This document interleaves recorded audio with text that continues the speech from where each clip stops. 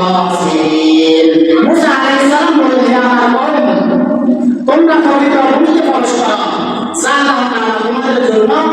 লিখে দিয়েছেন এখানে পবিত্র ভূমি বলতে আল্লাহ তাআলা সিরিয়া অঞ্চলকে বুঝিয়েছেন আর ওই সময় সিরিয়া অঞ্চলকে একটা দল শাসন করত সেই দলের নাম হচ্ছে আমালিকা সম্প্রদায় আল্লাহ তাআলা মুসা আলাইহিস সালামকে আদেশ দিলেন মুসা তুমি তোমার কওমদেরকে নিয়ে আমালিকা সম্প্রদায়ের সাথে যুদ্ধ করো আর তুমি যখন আমালিকা সম্প্রদায়ের সাথে যুদ্ধ করবে আমি আল্লাহ তাআলা তোমাদেরকে ঘোষণা দিয়ে দিচ্ছি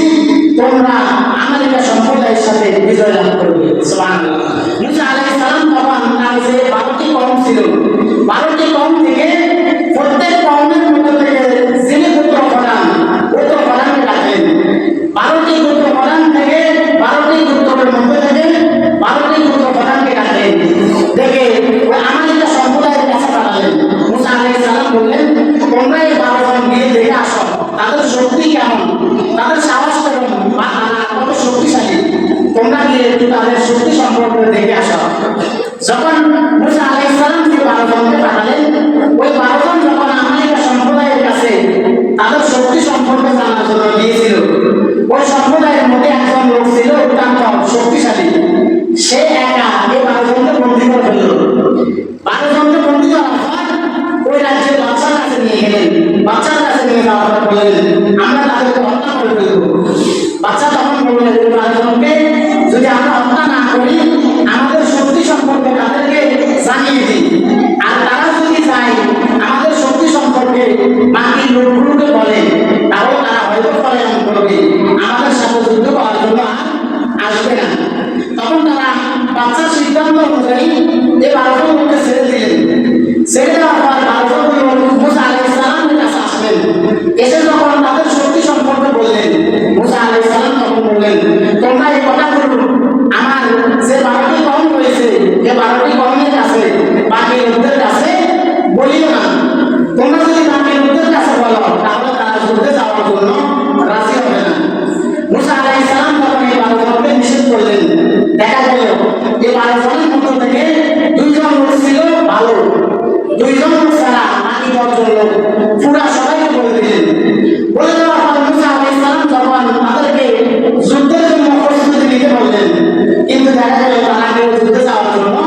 রাজি হলো না তখন তারা বলতে লাগলো ক্বালু ইয়া মূসা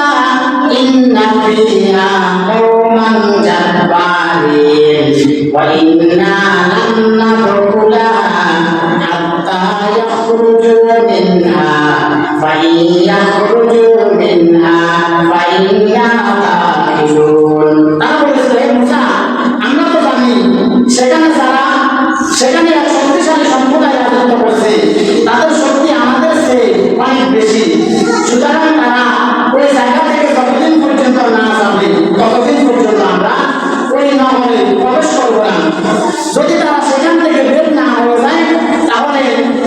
তাহলে আমরা তখন পর্যন্ত সেখানে প্রবেশ করবো না অর্থাৎ আমালিকা সম্প্রদায় যতদিন পর্যন্ত ওই শহর থাকবে ততদিন পর্যন্ত আমরা ওই শহরে প্রবেশ করবো না ওই 12 জন লোক থেকে 2 জন লোক ছিল আল্লাহওয়ালা ওই 2 জন লোক তখন বললেন ক্বালা রাজুলানি মিনাল্লাযীনা